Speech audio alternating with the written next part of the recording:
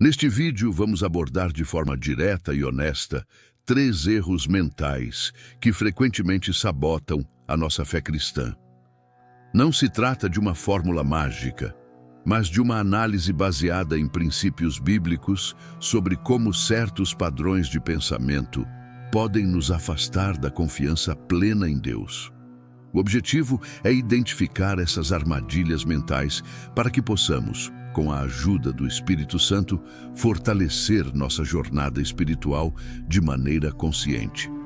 A relevância deste tema está no fato de que a nossa mente é um campo de batalha espiritual. Muitas vezes, a causa de uma fé abalada não é uma grande crise externa, mas sim uma erosão interna, causada por pensamentos recorrentes que não estão alinhados com a palavra de Deus. Entender isso é fundamental para qualquer cristão que deseja manter uma fé robusta e resiliente em meio aos desafios do dia a dia.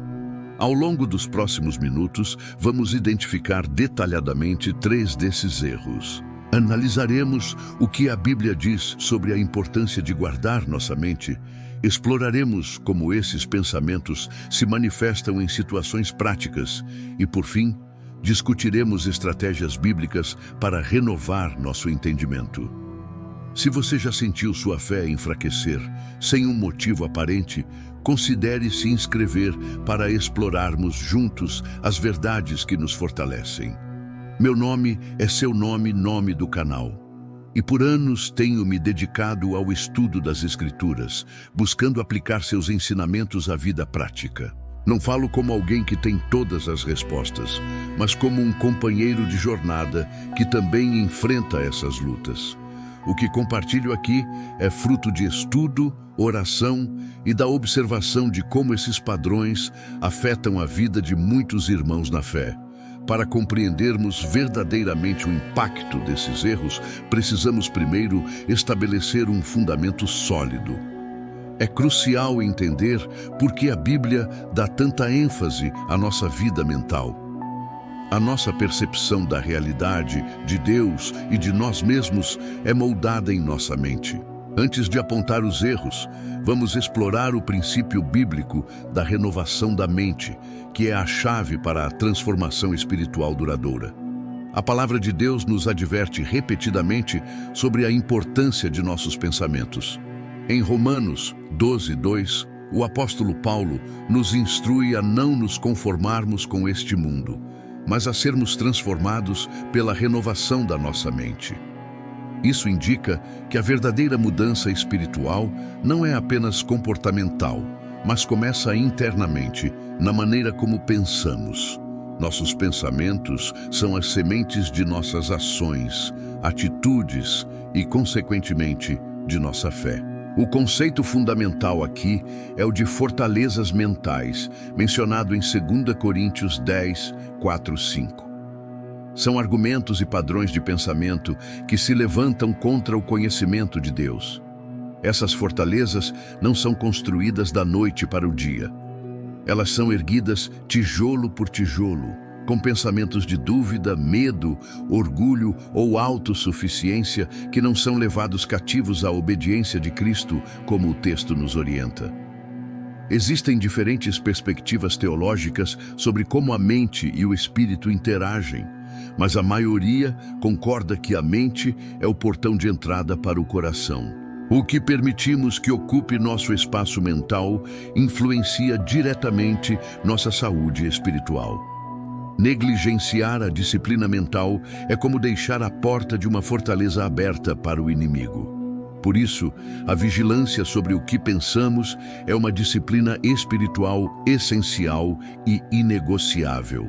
Imagine sua mente como um jardim. Pensamentos alinhados com a palavra são sementes de vida que produzem frutos como paz, alegria e fé.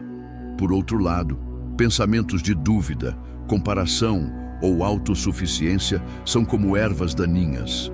Se não forem arrancadas pela raiz, elas sufocam as plantas boas, roubando os nutrientes e impedindo o crescimento saudável. A jardinagem mental exige esforço diário e intencional. Compreendido esse cenário de batalha e a importância de cultivar nosso jardim mental, torna-se mais fácil identificar as ervas daninhas específicas que tentam se instalar. Uma das mais sutis e que muitos de nós permitimos crescer sem perceber é a ideia de que nossa relação com Deus depende inteiramente de nossas performances e das circunstâncias ao nosso redor, o que nos leva ao primeiro erro. O primeiro erro mental que sabota a fé é a fé condicional. Este é o pensamento sutil que nos faz acreditar que a ação de Deus em nossa vida está condicionada ao nosso merecimento ou a um cenário perfeito. É a voz que sussurra: se eu orar o suficiente, Deus me ouvirá. Ou quando esta dificuldade passar, então minha fé voltará a ser forte. Essa mentalidade transforma a graça em uma transação comercial. Um exemplo concreto é quando um cristão passa por uma provação e seu primeiro pensamento é: o que eu fiz de errado para merecer isso? Embora a autorreflexão seja saudável, a fé condicional assume que a bênção é sempre uma recompensa e a dificuldade uma punição direta. Isso ignora a soberania de Deus e o fato de que Ele opera em todas as coisas para o bem daqueles que o amam, inclusive nas provações. É possível adaptar essa mentalidade para algo saudável, transformando a condição em dependência. Em vez de pensar, se eu fizer X, Deus fará Y, podemos pensar, apesar da minha incapacidade, eu confio que Deus fará Y conforme sua vontade. A mudança está em mover o foco do nosso desempenho para a fidelidade de Deus, que não depende de nossa perfeição, mas de seu caráter imutável e gracioso. A principal limitação desse erro é que ele nos coloca no centro da equação da fé, em vez de Deus. Ele não se aplica em uma teologia da graça, onde somos salvos e sustentados, não por nossos méritos, mas pelo sacrifício de Cristo. A fé genuína floresce na dependência, não na performance. Ela confia no caráter de Deus, mesmo quando as condições são totalmente desfavoráveis e nossa performance é falha.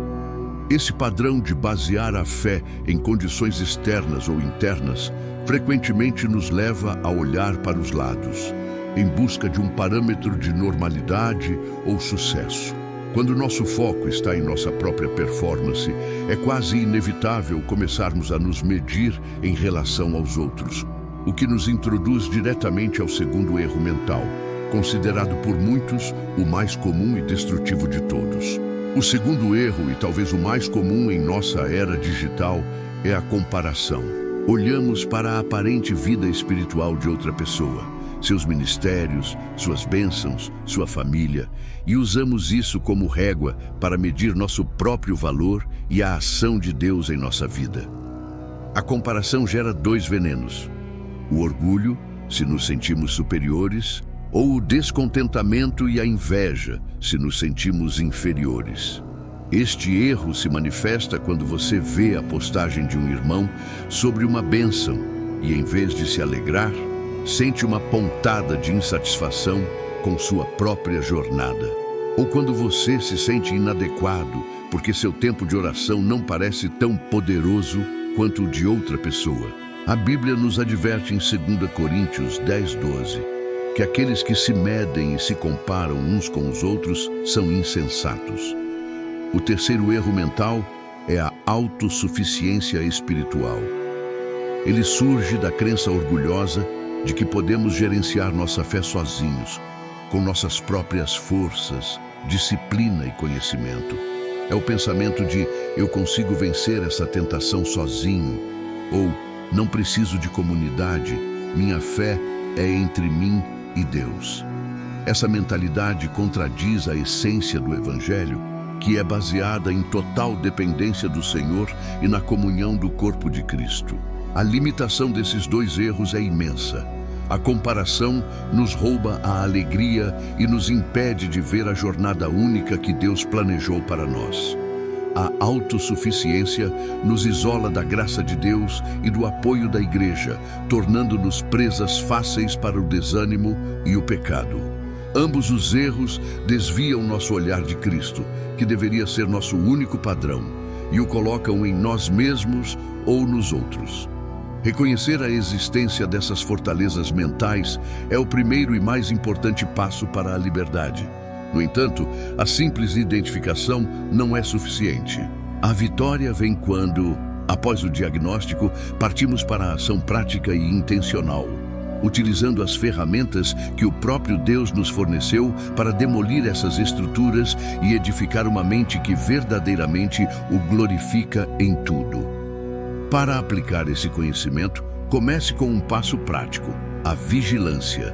Dedique os próximos dias a observar seus pensamentos sem julgamento, apenas identificando quando a fé condicional, a comparação ou a autossuficiência surgem. Ao identificar um desses pensamentos, leve-o cativo a Cristo, como diz a Escritura.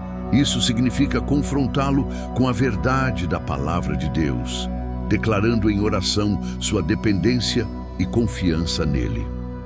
Como recurso adicional, sugiro um estudo aprofundado do livro de Filipenses, especialmente o capítulo 4. Paulo escreve sobre contentamento, paz e a força que vem de Cristo em qualquer circunstância. Meditar nesses versículos pode ser um poderoso antídoto contra a comparação e a fé condicional. Além disso, busque um irmão ou irmã maduro na fé para conversar sobre suas lutas, quebrando o ciclo da autossuficiência. Seja realista sobre os resultados.